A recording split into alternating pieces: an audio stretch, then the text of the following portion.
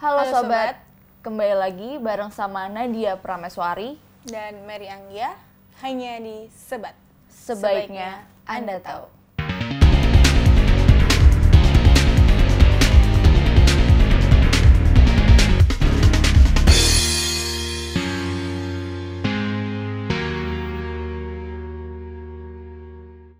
Di balik gemerlapnya bangunan dan megahnya mall di Indonesia, ternyata menyimpan banyak kisah misteri.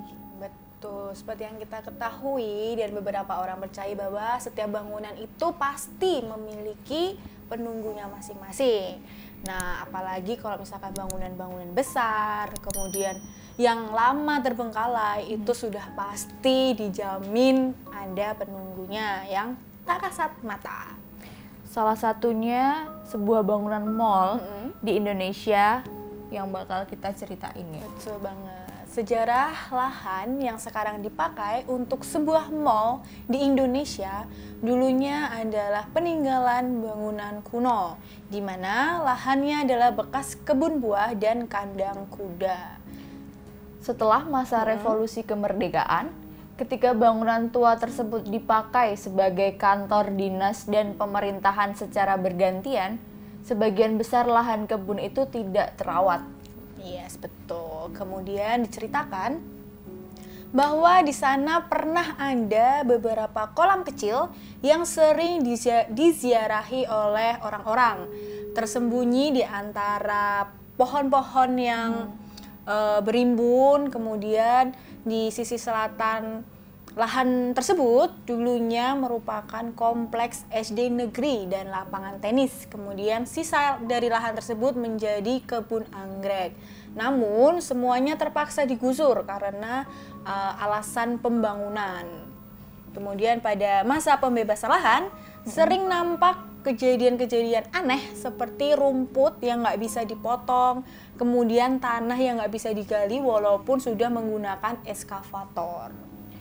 Awal pembangunan di tahun 2000-an, menurut beberapa sumber, dalam basement banyak menemui kejadian aneh, seperti listrik yang nggak mau menyala. Setelah beli kembang 7 rupa, baru bisa menyala. Terus ada bunyi berderak di balik tembok dan hal aneh lain. Dan kabarnya juga banyak hal-hal aneh semasa pembangunannya dan juga korban tewas kecelakaan kerja. Namun belum ada bukti konkret tentang kebenaran cerita ini. Menurut pengakuan dari seorang warga sekitar, dulu sebelum mall itu dibangun, memang sudah terkenal sebagai bangunan yang angker, wilayah yang angker. Ada penampakan pocong dan kuntilanak di area itu merupakan hal yang biasa bagi warga sekitar. Cerita lain dari warga yang melintasi daerah tersebut, bulan-bulan mall tersebut baru berdiri, ketika toko mulai tutup, seluruh karyawan wajib untuk berdoa bersama di sebuah lantai, tepatnya di lantai 2 mall tersebut. Tapi ada kejadian aneh ketika melakukan doa bersama, pasti ada beberapa karyawan yang melakukan doa itu mengalami kesurupan dan melihat sebuah penampakan. Terus ada juga mitos yang paling sering, dulu orang naik motor yang lewat depan mall tersebut sering banget terasa berat. Jadi kayak ada yang membonceng gitu ya. Atau malah motornya itu macet. Kadang dibarengi seperti mendengar kelapa jatuh di dekatnya gitu. Pas mau diambil, tiba-tiba kelapa itu berubah jadi bentuk muka dan orang Jawa biasa sebut gundul pringis. Seram. Tempat yang paling sering ada penampakan di sekitar situ adalah bagian basement. Seluruh basement itu merupakan tempat yang biasa ada penampakan. Konon di situ ada belasan korban tewas saat penggalian tanah untuk pondasi bangunan tersebut. Paling sering terjadi penampakan kakek tua yang duduk di dekat lift. Dulu ada klub malam dimana terkadang pengunjung merasa ada cewek misterius sendirian berbaju putih dengan wajah tertutup rambut. Anehnya, satu kedipan kemudian cewek itu hilang. Wow, dia ikut clubbing kali ya, serem banget. Cleaning service nggak sekali dua kali menemui sosok yang masuk toilet. Ditunggu lama, sosok itu nggak keluar. Ternyata toiletnya kosong, nggak ada orangnya. Jadi menyerupai orang yang masuk ke toilet begitu ditungguin, nggak ada orangnya. Kosong. Seram juga. Buat lebih jelasnya lagi, kita saksikan tayangan berikut ini.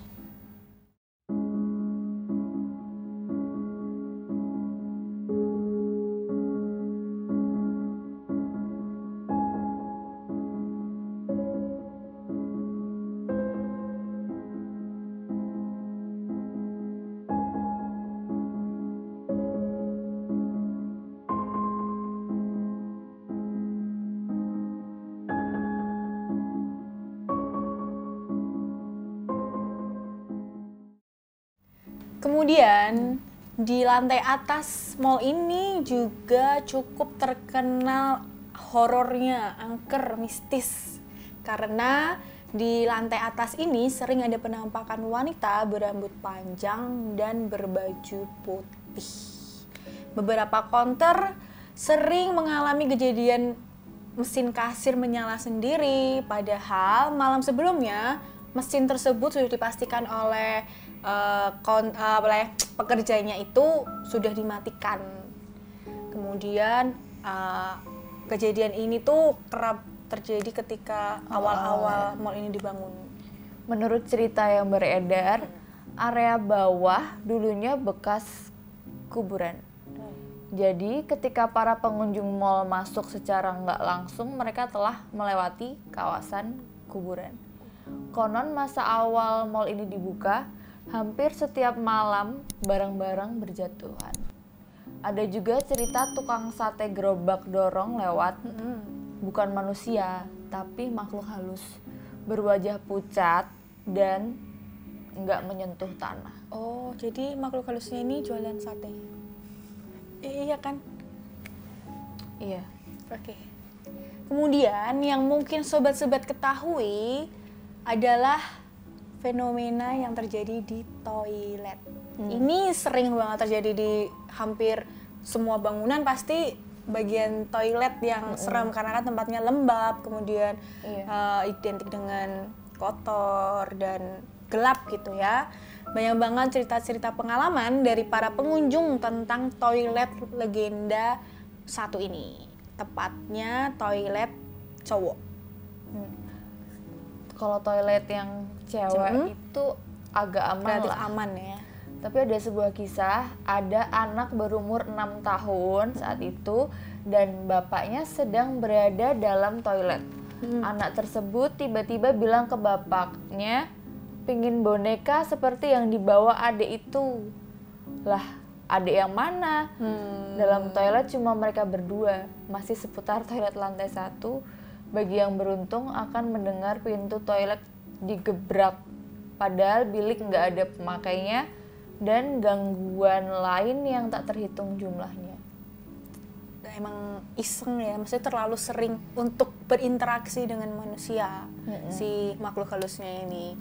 Kemudian di balik kemegahan mall ini, banyak mall lain yang menyimpan kisah-kisah misterinya. Sobat-sobat percaya atau tidak?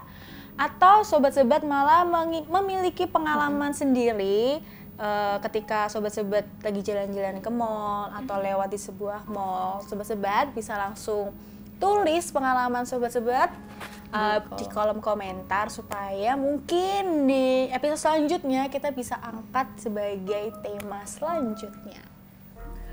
Oke, jangan lupa untuk subscribe, like, dan juga share video-video kita. Jangan lupa untuk nyalakan lonceng notifikasi supaya kalian gak ketinggalan tayangan-tayangan dari kita. Nadia Prameswari, Mary Anggia pamit undur diri dan sampai jumpa.